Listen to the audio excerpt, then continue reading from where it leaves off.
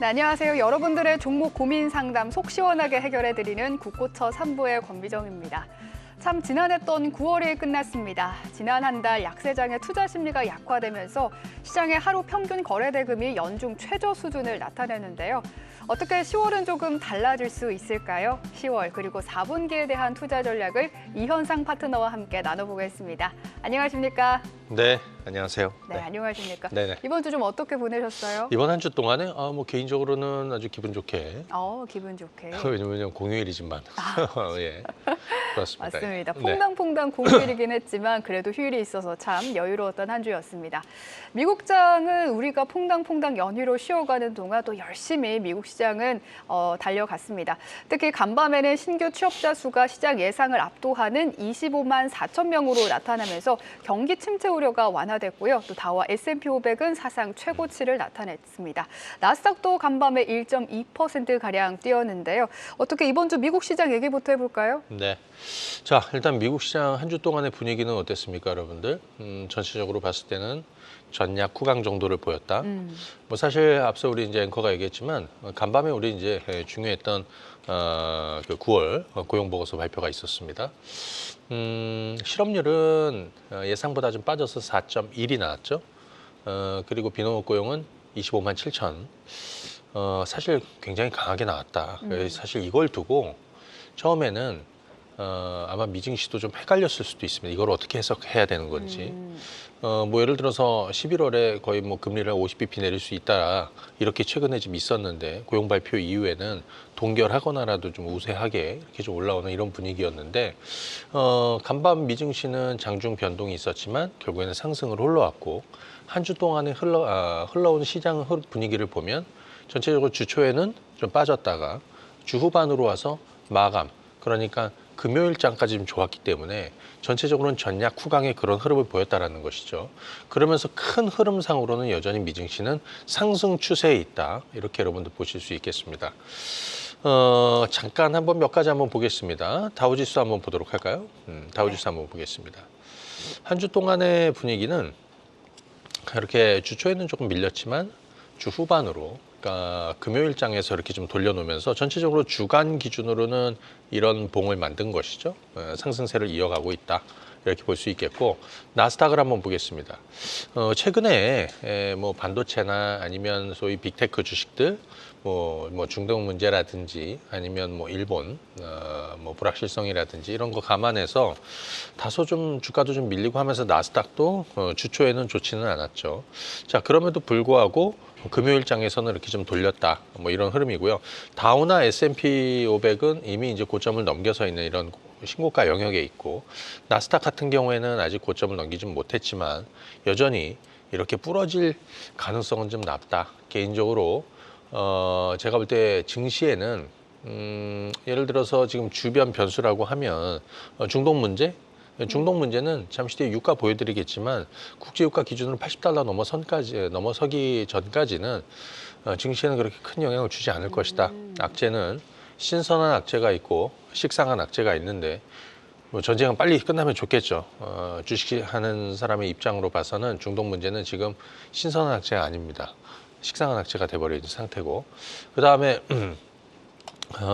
일단 뭐 다음 주에 있을 뭐 CPI 발표 뭐 이런 거 FOMC 의사로 이제 남두고 있는데, 전체적으로 미증시는 야, 그럼 언제까지 오를 것 같아? 저한테 이렇게 물어보신다면, 자, 이게 나스닥의 주봉이에요.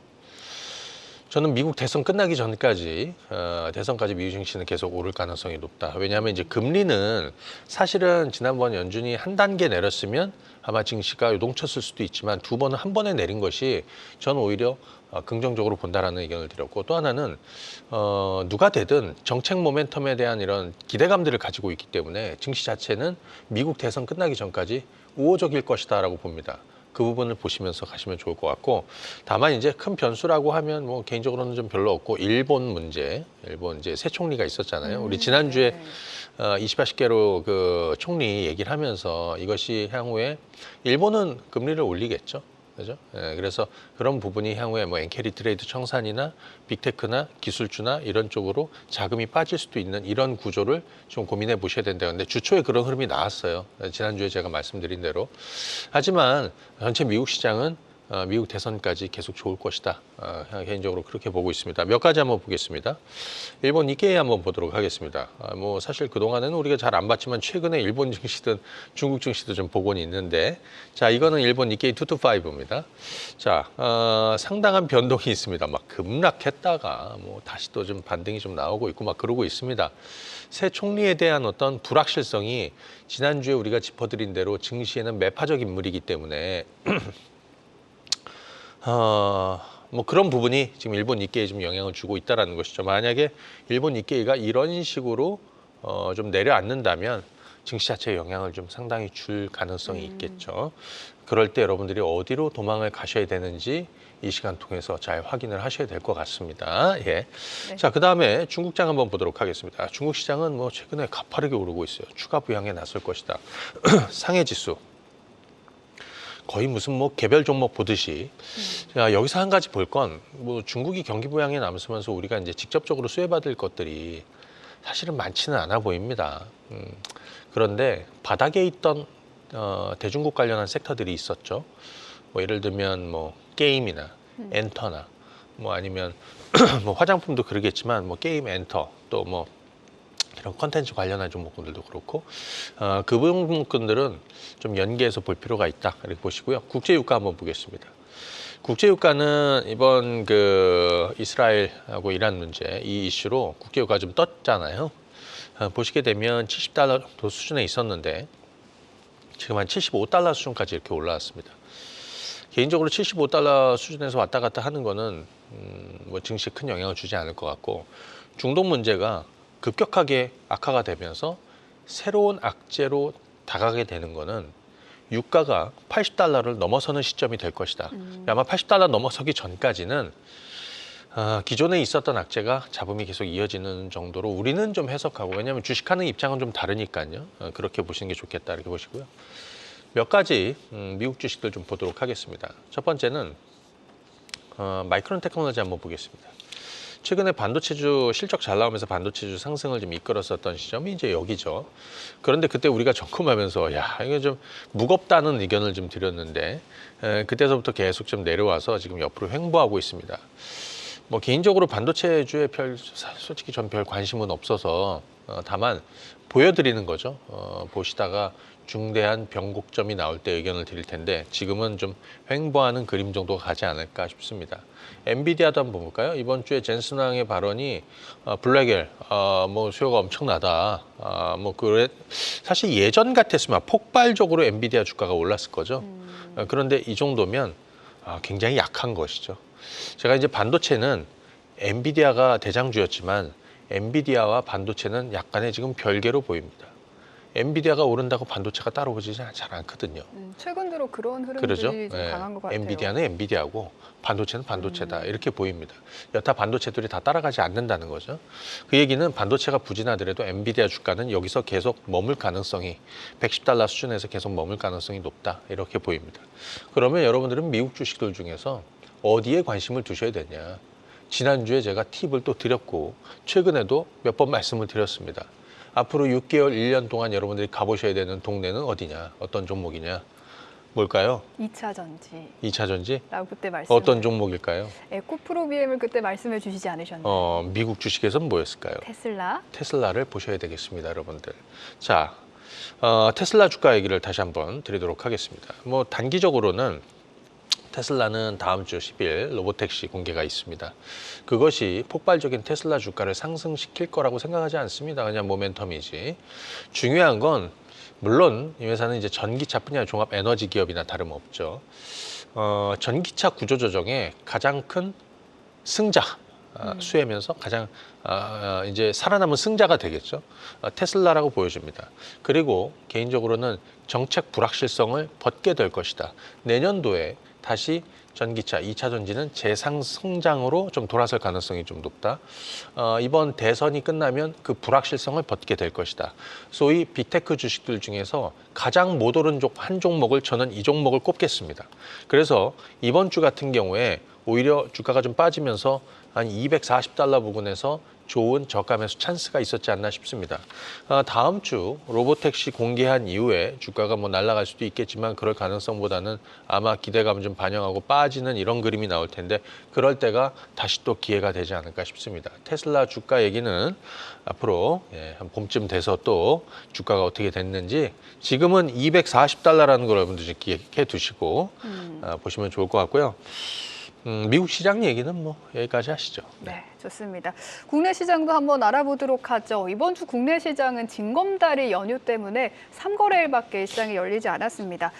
그래서 그런지 주식도 코스피 한 2,600선에서 등락을 거듭하면서 박스피 장세를 좀 이어가고 있는데요. 국내 시장은 좀 어떻게 보셨을까요? 자, 국내 시장은 지금 좀 다운되고 있죠. 특히 코스피는 계속해서 좀 다운되고 있습니다. 우리 코스피 차트 오랜만에 한번 보실까요? 한번 보시죠. 전체적으로는 이런 식으로 좀 다운되는 분위기가 만들어지고 있습니다. 지난 9월 초에 뭐 반도체주들 좀 다시 반등 좀 나오면서 좀 올라섰지만 이렇게 무겁습니다. 뭐 삼성전자 다시 저점을 갱신하면 이런 흐름 보여주고 있고 SK 하이닉스 빠지고 하면서 전체 코스피 시장 분위기는 좋지는 않습니다. 상대적으로 코스닥을 한번 보시게 되면 코스닥은 비교적 견조합니다. 그래서 야 코스피로 갈래? 코스닥으로 갈래? 코스닥 쪽이 좀 더 우호적이다. 제가 지난주에 코스닥 시총 1, 2위 얘기를 드렸습니다. 코스닥 시총 1, 2위가 또 바뀌었어요. 지난주에는 에코프로 BM이 1위였는데 이제 알테오젠으로 또 바뀌었죠. 코스피 시총 1, 2, 3위를 여러분들이 놓고 보시거나 1, 2위를 놓고 보시죠. 삼성전자, SK하이닉스. 코스닥 시총 1, 2위를 놓고 보시죠. 알테오젠, 순위 바뀌었다고 그랬죠. 에코프로 BM. 코스피 시총 1, 2위에 투자하는 게 여러분들 수익률이 남은 3개월 동안 좋을까? 아니면 이쪽에 있는 코스닥 시총 1, 2위에 가는 게 남은 3개월 동안 저는 알테오젠은 더 오를 거라고 보고 에코프로 BM은 지금이 바닥이라고 보는 사람입니다. 저는 이쪽을 좀 권해드리도록 하겠습니다. 자, 어찌됐든 종합해보면 증시 자체 분위기는 좋지 않아서 여러분들이 수익 내기 굉장히 힘듭니다. 요즘에 이런 시장에서 가장 얘기 많이 나오는 게 뭐냐? 방망이를 짧게 잡고 방망이를 짧게 잡아라는 얘기를 많이 하죠. 그 얘기를 한 2달 정도 계속 듣는 것 같아요. 다른 그렇죠. 분들에게. 예, 저는 그런 얘기를 안 합니다. 예. 방망이를 짧게 잡고 하실 거면 그냥 하지 마시고 조금 긴 텀으로 내가 승부를 볼 수 있는 쪽으로 진득하게 승부를 만들어놔야지 방망이를 짧게 잡는다라는 의미는 짧게 단타, 수익을 짧게 먹으라는 얘기인데 지금은 타석에 많이 들면 들수록 헛방망이질을 하거나 삼진당할 가능성이 매우 높아요. 타석에 자주 들면 안 되는 겁니다. 그러니까 매매를 자주 하면 자주 할수록 돈을 잃게 되는 시장입니다. 자, 증시 불확실성이 계속돼요. 중동 문제라든지 또 그다음에 뭐 미증시도 그렇겠지만 뭐 일본 문제라든지 뭐 증시 불확실성 또는 지금 현재 뭐 국내 시장에서 소위 외국인들이 뭐 공격적으로 주식을 사주는 것도 아니고 그럴 분위기도 아닙니다. 그죠? 물론 뭐 금투세 그런 불확실성은 좀 벗어질 것 같고 다만 내년 봄쯤인가요? 공매도 다시 재개한다라고 하니까 그때까지 시장이 무너질 가능성은 좀 낮고 아까 미증시 미국 대선까지 나쁘지 않을 거라고 말씀을 드렸죠. 자, 이런 부분을 감안을 해보면 증시 변동성은 있을 것이고 여기 지금 하단에 나오는 것처럼 증시 불확실성은 당분간 계속 이어질 것이다. 자, 그럼에도 불구하고 기회의 장이 만들어지고 있다. 어디에서 기회를 볼 것이냐? 그것이 핵심이라고 생각합니다. 그러면 너는 그 기회를 잘 만들어가고 있어? 비교적 잘 만들어가고 있다. 뭐 이렇게 말씀드릴 수 있겠고.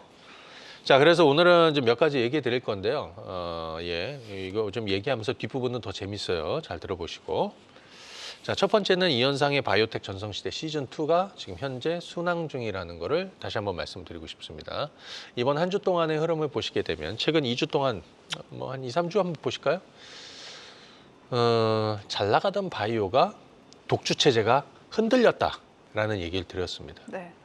그건 왜 그러냐? 연준이 50bp 인하하고 그다음에 뭐 마이크론 테크놀로지 실적 갑자기 잘 나오고 하다 보니까 낙폭과 그리고 중국이 막 경기 부양이 엄청나게 뭐 돈을 쓴다 뭐 이렇게 되다 보니까 정말 오랜 시간 떨어졌던 낙폭과대주들이 반등이 나오고 먼저 올랐던 소위 시장의 독주 체제에 있었던 바이오들이 매물이 좀 나온 거죠. 그러니까 바이오는 이런 식으로 좀 빠졌던 거고 정말 오랜 시간 떨어졌던 종목은 이런 식으로 반등이 나온 건데 이 반등이 추세적으로 계속 이어지진 않을 거다. 전업종으로 다 이어지지 않는다는 거예요. 예를 들면 막 메타 관련해서 이런 뭐 이슈들이 있었던 종목들도 있잖아요. 뭐 엑셀 관련된 종목이라든지 그런 것들은 단발이죠. 추세적으로 상승할 수 없어요. 그러면 이렇게 쉬었던 바이오가 이제는 다시 돌아서는 시점이 지난주에 제가 뭐라고 그랬습니까? 주초, 늦어도 주중반부터는 만들어질 것이다. 이번 주는 바이오가 또 반등이 나오는 시기였습니다. 자, 그러면 바이오가 계속 갈 수밖에 없는 이유 몇 가지만 한번 좀 살펴보도록 하겠습니다. 첫 번째는 야, 금리는 앞으로 계속 내릴 건데 금리 인하 수혜주는 뭐야? 이거는 뭐 누구나 다 알고 있는 거죠. 그죠? 그 부분 보셔야 되고, 제가 바이오에 힘을 쏟고 있는 이유 중에 여러 가지가 있는데 저는 일본 총리 이슈도 있습니다. 일본은 앞으로 좀 금리를 좀 올릴 수도 있는 구조고, 그러면서 엔캐리 트레이드 청산이라는 이런 우려감들이 시장에 또 잡음을 만들 것이고, 거기에 회피를 할 수 있는 섹터가 뭐냐? 저는 바이오라고 보는 것이죠. 미국 대선이 있습니다. 트럼프가 되든 해리스가 되든 교집합이 헬스케어 업종이라는 말씀을 드렸는데, 그 불확실성을 회피할 수 있는 쪽이 어디냐? 바이오라는 얘기입니다. 그리고 수년 동안 가격 조정 보인 다음에 지금은 이미 살아나고 있는 바이오테크 종목부터 해서 저평가되어 있는 종목군들이 이제 순환하고 있는 이런 상황인데, 기본적으로 시장의 주도주는 섹터, 이제 큰 볼륨이 있어야 돼요. 반도체가 주도하든 2차 전지가 주도하든 제약 바이오가 주도하든 여기에 일시적인 테마, 무슨 뭐 예를 들어서 뭐 방산이니 아니면 무슨 뭐 작은 테마주들이 시장의 주도 업종을 나설 수가 없어요. 그러니까 그 부분을 여러분들이 보셔야 돼요. 그래서 지금은 바이오 종목군들이 더 갈 것이다. 이렇게 보시면 좋을 것 같고, 그러면서 제가 지난 시간에 이런 얘기 드렸습니다. 바닥주를 좀 병행하자라고 그랬죠. 뭐 예를 들어서 2차 전지 같은 것도 앞으로 우리가 할 섹터라는 얘기를 드렸고, 관심 있는 분들은 지금부터 조금씩 선점을 해요. 가능성 있는 것들을 해 나가야 된다, 이런 말씀을 드리고요. 종목으로 한번 좀 넘어가서 좀 말씀을 좀 드려보도록 하겠습니다. 첫 번째는 알테오젠 한번 들어볼까? 자, 알테오젠은 그런 얘기 들었죠. 알테오젠 전에 ETF 한번 말씀드리겠습니다. 462 900 코엑트 바이오 헬스케어 ETF인데요. 액티브 ETF입니다. 그러니까 될 종목들을 순위로, 여기 1번이 가장 비중이 많은 게 알테오젠이었다라는 얘기를 드렸죠. 제가 이 종목을 처음 말씀드린 게 10,000원대입니다. 그게 언제입니까? 지난 2월입니다. 이게 길잡이가 될 거라고 그랬습니까? 소위 내비게이션이 될 것이다. 이게 2월입니다, 여러분들. 어떻게 됐습니까? 지금 14,000원대 올라와서 이미 고점 넘어섰다가 다시 좀 돌려서고 있죠. 이게 방향입니다. 예를 들어서 이게 이런 식으로 깨져버린다. 그러면 이쪽은 흔들리는 거죠. 하지만 여전히 살아있다라는 흐름을, 예를 들어 코스피는 이런 식으로 지금 깨지고 있는데, 삼성전자 깨지고 있고 다 깨지고 있는데 살아있잖아요. 이쪽이 지금 살아있다는 거예요. 자, 알테오젠 한번 볼까요? 알테오젠은 전날에 5.9% 거의 6% 올랐습니다. 직전 고점 돌파할 가능성이 상당히 높습니다. 모멘텀이 뭐가 있을까? 그런 얘기 좀 드렸는데, 23일에 임상 3상 발표가 모멘텀이 아닐까요? 뭐 그럴 수 있죠. 네. 근데 이제 그 예를 들어 키트루다 SC 임상 3상은 이제 마무리가 된다. 그리고 그 세부 데이터를 지금 보니까 뭐 내년 초에 발표한다라는 얘기도 좀 있는데, 기본적으로 최근에 머크가 그동안에 관련해서 키트루다 SC 임상 관련해서 무슨 언급이 없었는데, 전체 생존율이 좀 올라가고, 그 다음에 IB 대비해서 유의미한 어떤 내용들이 좀 있다라는 쪽으로 좀 긍정적으로 평가했던 부분이 상당히 좀 좋았던 것 같아요. 그리고 또 하나는 뭐냐면, 알테오젠이 지금 세계 최초로 ADC, SC로 기술 계약을 좀 앞두고 있죠. 네. 좀 앞두고 있습니다. 그거는 세계 그 ADC 1위 업체가 일본의 다이치 산교인데, 이 다이치 산교의 에노투라는 ADC 항암제가 바로 그 주인공이 될 것 같습니다. 그래서 여기에 이제 성과가 좀 있다. 그래서 그 계약도 앞두고 있다라고 얘기가 좀 나오고 있는데, 사실 앞서 말씀드린 대로 ADC 쪽에서 ADC 항암제로 가장 성공한 게 아스트라제네카하고 다이치산교가 같이 만든 이 에너투거든요. 이게 SC로 전환된다는 거 상당히 이제 큰 의미가 있고, 알테오젠 입장에서도 상당한 재료가 될 것이다. 지금은 그 기대감을 가지고 있다. 자, 이렇게 보시면 되겠고, 두 번째는 삼성바이오로직스. 삼성바이오로직스는 이번 주에 저점이 좀 오고, 지난주에 저희가 이번 주에 주가가 이렇게 좀 내렸는데, 지난주에 그때 반도체주들이 반등하면서 이 종목도 빠졌지만 95만 원 전후에서는 저가 매력이 좀 생길 수도 있겠다. 지금 삼성 바이오로직스 목표 주가를 상향한 리포트가 있었더라고요. 네. 그죠? 뭐 당연하게 주가가 오르면 계속 아마 그렇게 되지 않을까 싶습니다. 5공장 선주문도 순항 중이고 조만간에 6공장 착공 계획도 발표하지 않을까 싶습니다. 최근에 생물보안법 관련한 종목군들이 약간의 변동이 있었지만 상당히 좋은 흐름을 가고 있습니다. 파이낸셜 타임즈가 이런 내용을 보도했습니다. 뭐냐면 이 바이오시큐어 액트 생물보안법에 표적이 되어 있는 중국 업체 중에 우시 앱텍, 우시 바이오로직스의 우시 바이오로직스가 관련된 사업, 자기네들 사업을 일부 좀 축소하려는 모습을 보여주고 있다. 자회사를 매각하거나. 그래서 세포치료제 업체인 우시 이름이 갑자기 좀 생각이 안 나는데 우시 어드밴스 테라피텍스인가 뭐 아무튼 이런 회사가 있어요. 그리고 유럽에 있는 상업 그러니까 생산 기지라고 생산 공장이 되겠죠. 이것도 전부 다 지금 매각에 나선다라는 얘기들이 좀 있습니다. 그래서 이런 내용은 뭐냐면 결국에는 생물보안법에 대한 어떤 피해 그리고 그래서 사업 규모를 좀 줄여가는 거거든요. 그 반사이익을 누가 누릴 것이냐 이거를 보셔야 됩니다. 이게 삼성 바이오로직스고요. 그 다음에 바이넥스 한번 보겠습니다. 바이넥스도 지난주에 우리가 좀 쉴 거다, 그죠? 다른 종목도 하면서 추세는 깨지 않을 것이다라는 말씀을 드렸는데 추세는 깨지 않고 또 전날에 강하게 좀 돌렸습니다. 그죠? 저는 개인적으로 바이넥스도 전고점을 넘어서서 직전 고점 넘어서서 올해 지난 2020년과 21년 초에 만들었던 전고점을 향해서 갈 것이다라고 조심스럽게 말씀드립니다. 이렇게 말씀드릴 수 있는 이유는 올 2월 달 11,000원대부터 지금까지 해오고 있습니다. 바이넥스를. 자, 그러면 생물보안법 관련해서 또 주목할 종목 제가 소개해드렸던 ST팜이 있죠. 코스닥 시총 상위 그룹에 있는. 지금 이 종목은 우리가 65,000원에 시작을 해서 뭐 빠질 때마다 해야 된다라는 의견을 좀 드렸고 지금은 11만 원 전후에 있습니다.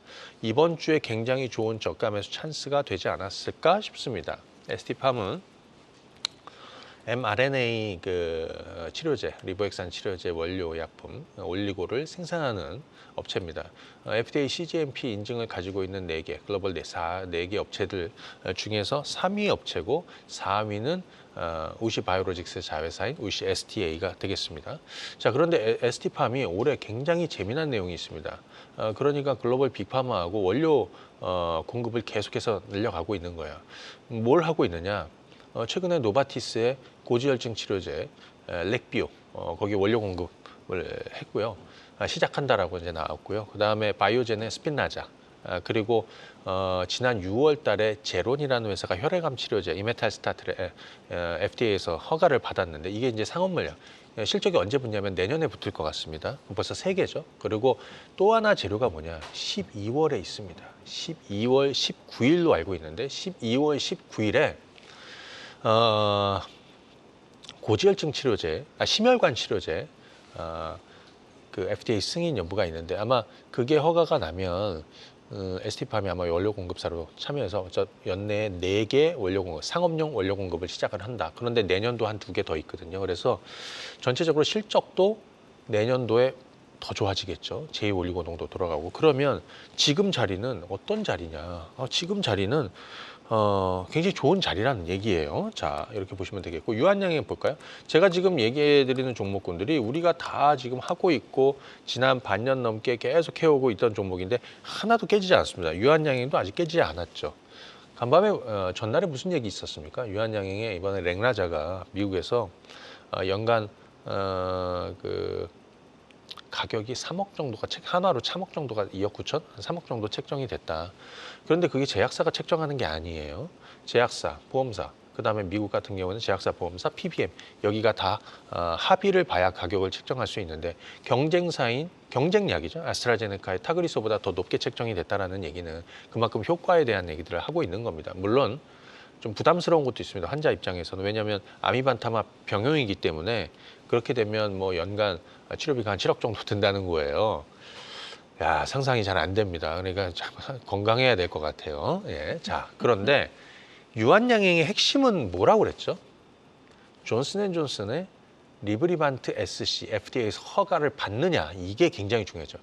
결국에 IV는 SC로 가게 된다는 건데 유한양행도 가장 피크는 그때 될 것 같습니다. 그래서 기술적으로 유한양행 주가는 13만 원을 이탈하지 않는 수준에서 이 재료가 언제 노출이 되는지를 보셔야 되겠다. 이 말씀을 드리고요. 좀 몇 가지 더 보겠습니다. 제가 지난 1년 동안 떠들고 있는 리가켄 바이오. 이번 금요일에 네. 52주 신고가도 네. 경시준을 또 했죠. 그렇죠. 작년 9월, 10월 제가 3만 원대 중반부터 바닥을 잡고 거의 뭐 매주 알테오전과 더불어서 매주 또는 뭐 2주에 한 번씩 이 시간 통해서 수익을 얼마나 내는지 우리 가봅시다 해서 지금 이제 200%를 드디어 돌파했습니다. 리가켄 바이오는 뭐 ADC를 대표하는 업체다라는 거는 여러분들이 다 아실 텐데 제가 그 비전을 하나 좀 제시해 드렸던 게 막 이런 게 있죠. 전 세계적으로 가장 많이 오른 제약 바이오 회사가 뭐냐? 그렇죠. 다이치산교. 다이치산교다. 일본 다이치산교는 ADC의 1위입니다. 작년에 머크죠. 머크가 다이치산교 세계 파이프라인 인수하는데 30조 썼다라는 의견을 좀 드렸고, 좀 전에 말씀드린 알테오젠의 최근에 에너투 ADC SC로 가려는 것도 다이치산교의 ADC 항암제라는 말씀을 드렸는데 그게 미래입니다. 그래서 지금 항암제 시장은 표적 항암제 시장은 지금 ADC로 계속 가는 중이고 이게 발전하면 어디로 가? 이중항체 ADC로 가는 거고요. 여기에 경쟁은 RPT가 되는 것이고요. 자, 리가켄 바이오는 작년에도 기술 이전했고 재작년에도 기술 이전했습니다. 2022년 암젠의 기술 이전했고 작년에는 존슨앤존슨의 기술 이전했거든요. 자, 올해도 연내 기술 이전 가능성이 매우 높은 탑5 중에 하나다. 그러면 나머지는 뭐냐? 그거는 이따가 오늘 주식 반상에 참여하십시오. 세상에 공짜가 없는 거예요. 여러분들 발품 좀 팔으시고 참고로 주식 반상에는 다음 주, 다다음 주에는 없습니다. 예, 이따가 오시고요. 자, 리가켄 바이오 저는 더 갈 거라고 보고 있습니다. 제가 이거 10만 원 넘을 거라고 말씀을 드리고 여기 우리 3만 원대, 4만 원대 시작하면서 무슨 얘기 드리냐면 2020년 고점이 7만 원이었는데 이거 넘을 거라고 그랬죠. 결국엔 넘어섰고 이미 한참 전에 넘어섰고요. 자, 그 다음에 요거 한번 좀 봐드릴게요. ABL 바이오. ABL 바이오. 자, ABL 바이오는 좀 전에 ADC 얘기했는데 이제 요즘에 이제 원래 ADC는 단일항체에다가 이제 ADC 적용을 하는데 이게 이제 발전해서 이제 추세가 어떻게 가냐면 이중항체, 그러니까 두 개에다가 동시에 ADC를 적용하는 거거든요. 이게 이제 차세대 기술로 좀 많이 알려져 있습니다. 뭐 근래 보니까 브리스톨 마이어스가 시스티 이뮨이 미국에서 임상 일상 중인 이중항체 ADC를 11조에 계약금 1조 주고 11조에 인수를 했거든요. 그만큼 가치가 있다라는 거죠. 국내에서는 뭐 ABL 바이오가 가장 앞서가고 있고 우리 뭐 BBB 뇌혈류 장벽 그러니까 뭐 치매 치료제나 알츠하이머 치료제 뭐 핵심 플랫폼이 될 텐데 ABL 바이오는 이 BBB 쪽에서도 국내에서 또 가장 또 주목하고 있는 회사입니다. 최근에는 뭐 디날리 테라피텍스가 BBB 셔틀에 이제 검증이 완료되면서 시총이 4조 이상으로 뛰었고요. 뭐 이런 흐름과 더불어서 최근에 한투파의 지분이 빠진 것도 오버행에 대한 이런 부담을 앞으로 저는 벗을 거라고 싶습니다. 전날에 무슨 얘기 있었냐면 ABL 바이오의 ABL111 이거는 브리스톨 마이어스하고 손을 잡아 있었고 그 다음에 이번 ABL 바이오의 ABL103은 머크랑 손을 잡는다라는 얘기가 있더라고요. 키트로 다 병용으로 한번 가보겠다라는 것 같아요. 그건 뭐냐면 내용을 보니까 뭐 면역 T세포를 좀 더 강화시켜주고 부작용 줄여주고 그 다음에 항암 단계에서 좀 더 이 기능을 좀 강화시켜주는 이런 역할을 하는데 이런 것도 앞으로 ABL 바이오가 상당한 성과들을 만들어내지 않을까 싶습니다. 그래서 지금 주가는 지난번에 일시적으로 주가 빠졌을 때 제가 이거는 뭐 좋은 자리다라고 얘기했어요. 거꾸로. 이걸 놓치면 안 된다라고 그랬죠. 그죠? 예, 여기가 얼마입니까? 예. 대략 3만 원 아래에서 한 2만 6, 7천 원, 7천 원, 8천 원 정도 됐고 지금 3만 2천 원인데 감히 좀 한번 좀 떠들어 본다면 전고점이 3만 8천 원 정도 되고요. 이걸 좀 보게 되면 4만 원대 주가가 지난 5년 동안 막혀 있는 자리입니다. 넘어서는 흐름을 예상하고 있습니다. 자, 참고하시면 좋을 것 같고요. 시간이 조금 남아 있으니까 몇 가지만 좀 더 말씀을 드리고 한미아품 한번 해볼까요? 한미아품. 한미아품. 지난주에 제가 한미아품 얘기를 했습니다. 저는 감히 좀 말씀드리면 대한민국의 바닥주 투자라는 걸 처음 만들어서 십몇 년 전부터 여러분들이 바닥에서 주식을 투자하시게끔 만들어 드렸다 싶습니다. 당시에는 아무도 바닥에 있는 바닥에 있는 주식을 사는 거는 하면 안 된다. 왜 그런 줄 아세요? 왜 하면 안 된다라고 사람들이 많이 얘기했을까? 추세라는 게 있잖아요. 추세가. 그렇지. 추세도 있고 또는 바닥이 어딘지 모른다. 그래서 못했습니다. 하지만 여러분들 보십시오. 수년 동안. 주식은 다 바닥에서 해야 된다라고 얘기하고 있습니다. 사람들이. 그죠? 한미아품 2014년도에 제가 7만 원대 8월과 10월에 한 1년 반 기다렸다 바닥주로 얘기해드렸고 이거 성과가 크게 날 수도 있겠다. 그리고 1년 동안 70만 원까지 올랐습니다. 7만 원짜리가. 그리고 나서 지금 2024년이 됐는데 지금 이제 기회가 온 것 같아요. 때가 온 거. 물론 발목을 잡고 있습니다. 경영권 이 잡음이. 그럼에도 불구하고 다음 달 11월이죠. 미국 비만학회에서 한미아품은 야심차게 신개념 비만약을 또 내놓을 예정입니다. 공개할 예정입니다. 예. 사실 위고비나 뭐 제파운드 같은 경우 뭐 체중 감량은 있어도 근손실을 많이 가져가고 있는 상황인데 한미아품의 신개념 비만 치료제는 감량도 하고 근육량도 좀 늘려주는 상당히 획기적인 거죠. 그래서 사실 비만 시장에서는 뭐 플랫폼 관련한 애들도 있고 뭐 여러 가지가 있는데 실제로 한미아품이 비만 치료제를 개발하고 유통하고 여기에 플랫폼까지 얹어서 경구용 그 다음에 패치형까지 개발을 하고 있는 뭐 이런 상황을 쭉 한번 놓고 봤을 때 한미아품이 지금 현재 주가 대략 한 30만 원 초반 정도 되는데 상당히 좋은 한 자리가 되지 않겠느냐 싶습니다. 개인적으로 2014년이 그때 여기였거든요. 제가 7만 원대 바닥을 잡아드리고 70만 원까지 올랐던 뭐 제 책에 많이 나와 있잖아요. 그죠? 그리고 나서 정말 오랜 시간 동안 사실은 주가가 박스권에 있었는데 올해하고 내년 2024년, 2025년이 가장 또 중요한 해가 되지 않을까 싶습니다. 한미아품 주목해서 보시고요. 또 제가 플랫폼 관련한 얘기 드릴 게 있는데 이거는 잠시 뒤에 주식반상회에서 한번 꼭 집어서 좀 말씀을 드리도록 할 거고요. 그 다음에 제가 바닥주 얘기를 좀 드리고 있습니다. 지난 시간에 2차전지 얘기를 좀 했었잖아요. 네. 근데 오늘 게임주 얘기 하나 할 거고 오, 게임이요? 여러분들 이 방송 보시는 분들은 꼭 이 방송을 보시더라고 3부를. 다시 한번 감사드립니다. 근데 지난주에 우리 종목 상담할 때 네. 우리 어머님이 NC소프트 가지고 맞아요, 손실을 조금 맞아요. 봐가지고 제가 그래도 저는 바닥이라고 외치고 그때가 올 거라고 말씀을 드렸죠. 그죠? 그래서 그걸 팔아서 다른 데 가지 마시고 그냥 들고 계시라고 그랬죠. NC소프트 얘기를 합니다. 예. NC소프트를 뭐라고 표현할 거냐면 10년 만에 가장 좋은 자리에 왔다라고 표현하고 싶습니다. 저는 국고철을 15년 했나? 예. 그런 것 같아요. 바닥주도 한 10몇 년 했잖아요. 15년 가까이 했잖아요. 그러다 보니까 스토리가 있어요. 몇 년도에 뭐 했는지, 몇 년도에 뭐 했는지. NC소프트를 제가 이 시간 통해서 재미난 일화가 있는데 잠깐 소개해드리겠습니다. 2014년도 여기.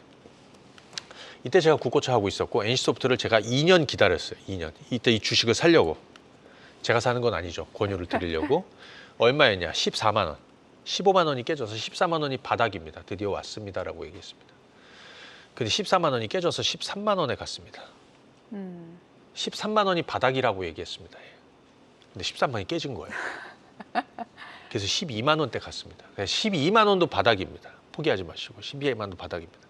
지지를 했습니까? 네, 그리고 12만 2천 원의 바닥이 만들어졌고 거기서부터 2014년부터 수년 동안 올라서 10만 원 초반에 있던 게 100만 원까지 오른 NC소프트.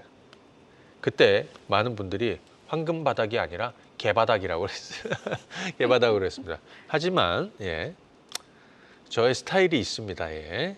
자, 뭐 나중에 말씀을 드리고 그런데 사실은 고점 만들고 지금 몇 년 동안 떨어졌어요. 지금 NC소프트를 주목하는 건 뭐 신장 모멘텀이니 뭐 여러 가지 있지만 뭐 최근에 뭐 아마존 게임사하고 뭐 TL 이제 글로벌 출시 있었고 저니 오브 모나크인가요? 예, 이것도 뭐 사전 예약 100만 원을 돌파했고 내년도에 신작 줄줄이 있고 이런 거는 둘째치고 그거는 이제 앞으로 모멘텀이 살아간다. 그 게임 제목을 다 여러분들 외울 수도 없고요. 일정 알 수도 없어요.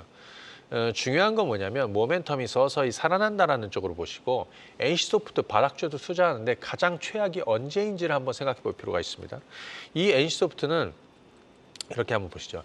2022년 2022년에 실적이 제가 알기로는 한 5천억대 됩니다. 5천억대.